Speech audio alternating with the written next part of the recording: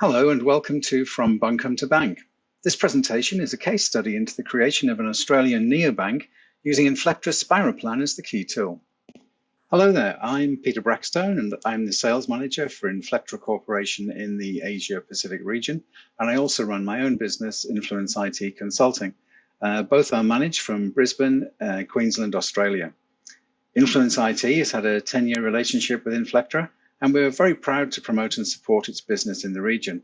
This is our second year of sponsorship of InflectraCon, and we hope that you are participating and enjoying your time with us. Influence IT uses Inflectra's products as our primary toolkit when we're servicing our clients through consulting engagements. During 2019-20, Influence IT was engaged to support the design and establishment of an Australian neobank. For those who haven't heard of them before, neobanks are digital banks rather than the traditional bricks and mortar institutions of the past. They have no branches and work entirely through digital channels. The bank in question, let's call it Neo, intended to enter the market primarily with a personal loan product once a credit license had been granted, then a savings product once an ADI or RADI had been approved. We'll cover ADI and RADI later. The solution was to be provided using a customized off-the-shelf banking system and a mobile app. The deliverable would be ultimately the full banking function, including the internal operations and external interfaces, but would also include the commercials, operational, and technical aspects of delivery. As with all projects, deadlines were tight. Following a change in legislation and in response to a demand from the public, a number of neobanks have emerged in the Australian market. Customers are tired of the Big Four banks' approach and behaviour. The Big Four in Australia are the Commonwealth Bank, Westpac Banking Corporation, Australia-New Zealand Bank, otherwise known as ANZ, and the National Australia Bank, otherwise known as NAB or NAB. The four currently control the banking and payments industries. The legislative changes have allowed smaller, more targeted banking players into the market to try to compete with the Big Four. Australian banks and payments are controlled by APRA, the Australian Prudential Regulation Authority, the RBA, the Reserve Bank of Australia, and APCA, the Australian Payments Clearing Association, otherwise known as AusPayNet. And for Neo to enter the market, approvals from these organisations have to be achieved at a commercial, operational, and technical level. The initial approval of a credit licence allowed Neo to enter the market with a simple personal loan product, manually processed. In order to expand the business into a true neobank, Neo needed an ADI, an approved deposit-taking institute license issued by APRA. Initially, APRA will only issue restricted licenses, otherwise known as RADI or RIDs, until it is confident that the business is sustainable and that the organisation can operate within the market and meet its financial commitments. Consequently, the RADI was the initial target for Neo to achieve. Establishing a completely new bank is a complex and intricate task with a plethora of hurdles to overcome. The subject of our case study, Neo, is a good example of how Spira can help to organise even the most daunting of projects. Influence IT was initially engaged in an advisory capacity for general banking, and specifically for payments support, which is one of our specialties. Personally, I had a previous working relationship with the CEO of Neo, and I delivered a payments product for him, which was Visa and MasterCard issuance a few years earlier. On arrival, I found Neo to be in true startup mode. Few staff, limited structure and organisation, and trying to manage an offshore third-party supplier. In terms of the project, it was disorganised, uncontrolled, and not producing anything viable for the target outcome. Multiple applications were being used, which isn't unusual as people focus on what they know, and the lack of coherence was causing duplication and confusion. Testing hadn't been considered to any great extent as they weren't at that stage yet. I can hear you all laughing at this, as it's a common error in projects that testing and quality are considered end of project, not whole of project activities. There was little end-to-end view of the totality of the work, its scope and scale, or the tasks and resources required to achieve it, let alone a pragmatic plan. Clearly, some form of control and management had to be put in place. There was no cohesive overview of what had to be done, when it needed to be done, how it needed to be done, or the progress that was being made. As a startup, Neo didn't want to pay huge amounts for an application to help pull the component elements of the project together. They considered expanding Jira to include additional functional modules and Microfocus ALM, but the costs were excessive for the ramp-up style required, and there simply wasn't the local resource to implement and manage it. I suggested SpiraPlan as an overall solution, as it can quickly bring a project into view, if not control, in a relatively short period of time.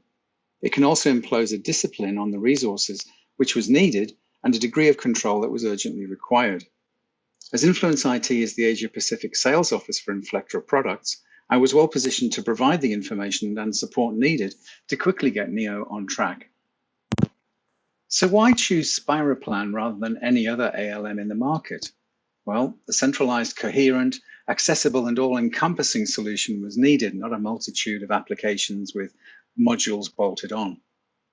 With SpiraPlan, not only could the technical, quality, and testing aspects be addressed, but it could also be used to manage the commercial and operational aspects of the program. SpiraPlan is the only ALM currently in the market with a degree of risk management out of the box. As a financial program in a highly governed environment, it's important to be able to track progress for all aspects and to be able to make an audit trail available should it be required. Resources needed to be tracked and managed as Neo was expanding its staffing provision. Tasks also needed to be tracked and managed. The out-of-the-box application met most of the requirements for Neo, and few customizations would be needed. Existing data sources could readily be migrated using free tools which are available from Inflectra. As SpiraPlan contains all of the functionality of the industry-leading Spira test product, I could be sure that the testing and quality aspects of the program could be managed and reported upon easily out of the box. Traceability across all artifacts defined within SpiraPlan is also readily supported and reported upon. Identifying any gaps and omissions is easy using the tool. There's nothing hidden. As all major outcomes were to be managed using SpiraPlan, nothing would be hidden from the selected audience, and the single source of truth would help keep the team informed and on track. So, having decided to implement SpiraPlan, it was essential to identify and confirm what was already in place in the program. As previously mentioned, there was a plethora of applications being used, including Excel, Word, and Jira. For the information held within those applications, Inflectra provides free migration tools to help transition the data into Spira products. Following the programmatic migration of data, this would be verified for completeness and accuracy, with nothing lost, nothing gained, everything in the correct place. Once all artifacts had been migrated and set up, the program would be monitored for any anomalies and managed going forward using the tool. Just to reiterate, there was a multiplicity of information held in a variety of applications which needed to be transferred to SpiraPlan. For example, user stories were in both Excel and Jira. In Jira, the format was reasonably well controlled, but within Excel, people were using their own versions of spreadsheets. These all needed to be pulled together. There were no controls over the Excel and Jira spreadsheets, and there was no single reference point. Some planning had been done in MS Project and in Excel, but as soon as these things are published, they're out of date. Similarly, Word and PDF documentation needed to be transferred into the SpiraPlan document repository and managed going forward. This included internal design documentation, technical specifications, commercial and business documentation, such as contracts, terms and conditions, etc. External documentation, and documents provided by APRA, OzPayNet, and so on, needed to be collated and stored for reference and future linking to SpiraPlan artifacts as needed. Resources needed to be defined. Who was going to be available? How often would they be available? What were their permissions within the system, etc. And timesheets needed to be established to be able to monitor what was happening and how long it was taking. The takeaway from this is that SpiraPlan is not just about technology development and release, testing and quality. Most aspects of an IT project or program can be managed using the tool. In fact, as an aside, I recently used SpiraPlan to plan and manage an election campaign. Having identified the information that needed to be transferred to SpiraPlan, it was determined that around about 95% of the existing artifacts were able to be moved across programmatically rather than manually. The remaining 5% would require manual input, and the Word documents and PDFs would need to be saved in a newly defined hierarchy of documentation. Where data failed to successfully migrate, and in the event this turned out to be less than 1%, mostly due to source issues, manual methods were used. Excel was transferred using the Spira Excel spreadsheet. Jira was extracted using the Spira Excel spreadsheet, or we could have used the migration tool in the event we used both. Excel spreadsheets were to be used to import into Spira. All the documentation was going to be centralized in Spira. In the documentation hierarchy, we determined with the business analysts, and manual input was kept to a minimum and as a last resort. The end state following migration was successful. A program at enterprise level was established for the two main pieces of work, and if you remember, there were two products, personal loans and savings accounts. As you also may remember, personal loans were possible following the granting of the credit license. Savings could only be permitted once RADI or ADI had been granted. Consequently, it made sense to create those as two discrete pieces of work within the program. Within each product, the artifacts were separated into operational and technical. Now, this may seem an unlikely split, given that they are not exclusive, but given that the operational stream of work would include commercially sensitive information, it was felt that it needed to be separated and permissions and roles created to restrict access to only relevant personnel.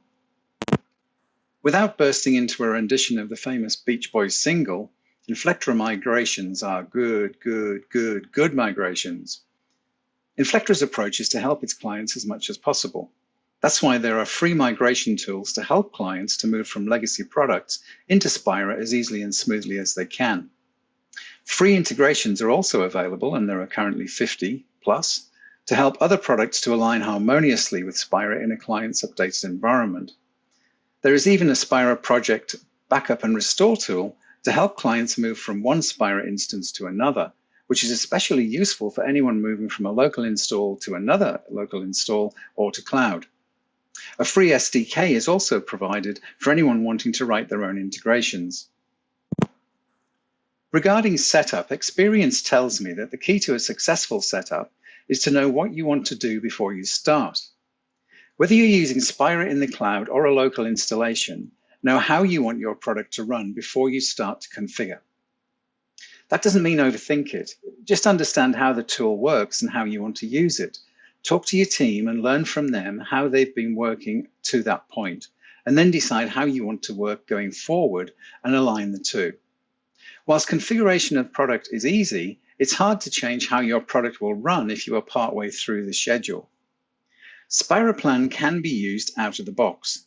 It's configured with artifact types and subtypes and workflows that meet industry standards and expectations. It aligns with a number of agile and waterfall approaches. However, most organizations don't work to a one-size-fits-all formula. In fact, I've yet to find one that follows any of the documented methodologies to the letter. Most need subtle changes to be made to align with their existing processes or those processes which they would like to implement. The key here is to draw an outline design of what you think is needed.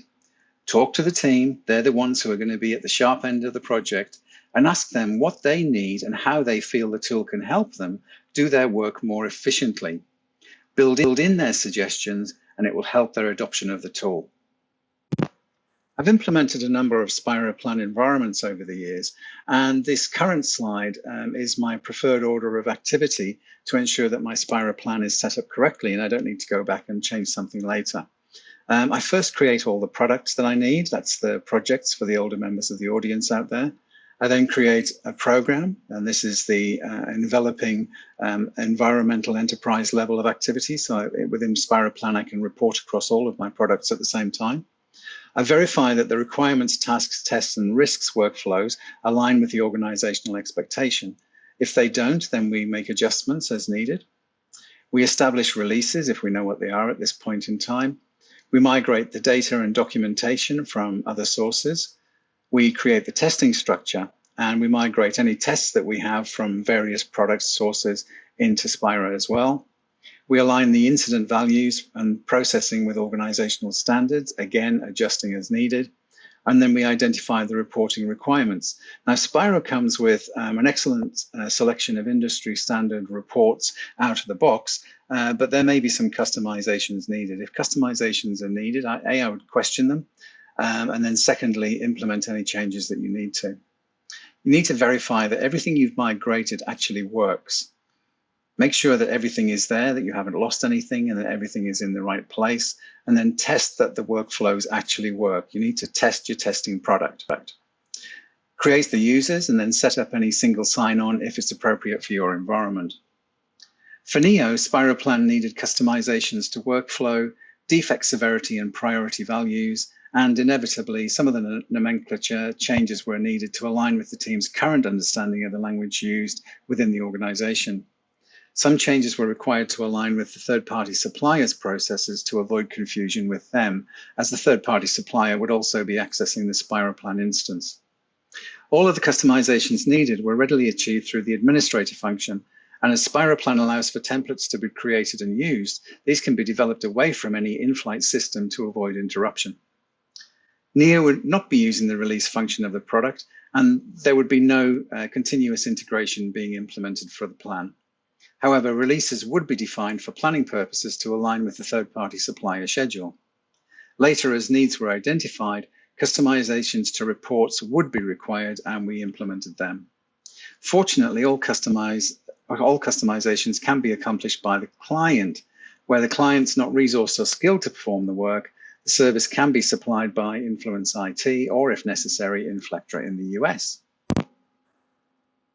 To ensure better adoption of SpiraPlan, it was necessary to provide some training to the resources who would be using it. Neo had a number of functional areas broadly defined as operational, technical, and administrative. Administration would be out with the SpiraPlan environment by design. Operational and technical aspects were to be included and would align with how we'd structured the program and products within the tool. Naturally, the audiences for these functional areas are quite different, and the setup within SpiraPlan had to meet their individual needs. A copy of the then current production environment is created for training purposes. This is very simply achieved in Spira products by using the copy function as an administrator. For the technical resources, training in the use of releases, sprints, requirements, testing and incident management was essential. For the operational resources, the focus was on requirements, workflows, risks, and documentation. Task functionality was included for both groups of resource, as was reporting. Training took the form of PowerPoint presentations, hands-on exercises, and walkthroughs of the agreed processes. Resources were allowed to play within the environment and to ask questions as they arose. Most resources had not been exposed to Spira products previously. However, within 3 days of use, the wider team was being productive and encountered few issues with the adoption. A major benefit of using any of the Spira products is being able to standardize and repeat reporting on a regular basis. Reporting is consistently provided from the same source, which is current at the time of production. For online reports, that is, those that are viewed on screen, these are as close to real time as you can get. If a report is generated and extracted or posted to a central point or mailed out to individuals, it is current at the time of production and out of date at the time of receipt. Non-online reports can be generated once defined at the touch of a button in the reports area of the product. Reports can be restricted to users and groups of users as needed, depending upon their content and sensitivity. At Neo, a daily production of reports for requirements completion, schedule status, test completion, defect summary, and overdue activities, that's late start, late finish, was sufficient for the management team to monitor the program and take appropriate actions. Ad hoc reports were generated as needed to support specific management needs and to support APRA inputs for licensing. Risk reports were produced once a month for review, though risks themselves were managed on a weekly basis and risk assets updated as activity occurred. Reports were made available to the wider team using a SharePoint location. Having identified SpiraPlan as the most appropriate tool for Neo, having configured it, defined the processes, trained the staff, and started using it, let's throw a few statistics your way. So for Neo, these statistics may be of interest, they may not. All figures have been rounded. We had more than 2,500 requirements within the system.